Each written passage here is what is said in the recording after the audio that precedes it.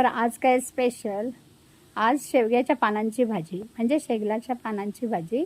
खरं तर गोकुळाष्टमीलाच खरी त्याची चव असते, पण त्या भाजीची चव इतकी छान असते ना, म्हणून आज मी ही शेगलाची भाजी करते. आपण पण त्याचा आनंद घेऊया. तर आता आपण करूया शेगलाची भाजी किंवा शेवग्याची भाजी.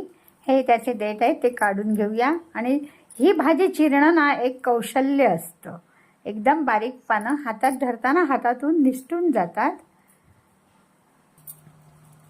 आणि अशा प्रकारे हा आमचा प्रयत्न यशस्वी झालेला आहे.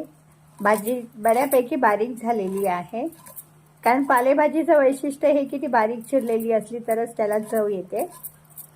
आज इथे करताना मी ह्याच्यात डाळ ॲड करणार नाही आहे, कारण मला कुठच्याही भाजीची स्वतःची चव आवडते म्हणून.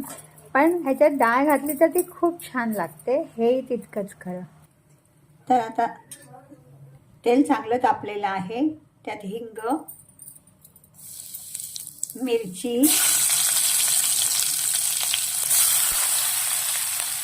मिरची जरा कमीच घातली आहे, कारण ती पाल्याची भाजी एवढीशी होणार म्हणून. आणि आता आपण भाजी घातलेली आहे ती छान तेलावरती परतून घेऊया. आणि आता मीठ घातलंय. मीठ थोडंसं घालायचं आहे, कारण भाजी खूप कमी होते म्हणून. ही वाफेवरती छान होते भाजी. पालाच फक्त शिजायचा असतो आणि वरती आपण पाणी ठेवलंय, त्यामुळे वाफ पण सुटेल आणि करपणार पण नाही. पाहूया आता झाकण काढून.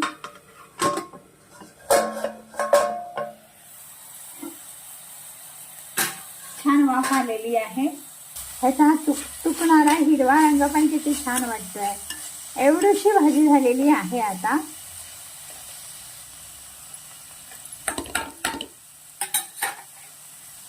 आणि आता खोबरं,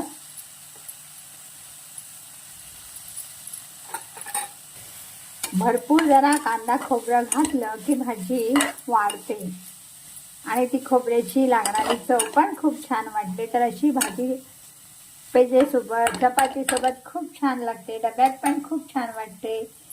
आणि शेगलाची भाजी तर आजकाल फार दुर्मिळ होत आहे. तर आता अशा प्रकारे हे खोबरं घालून झालेलं आहे. आपण पण ही करून बघा ना, आपल्याला खूप आवडेल. धन्यवाद.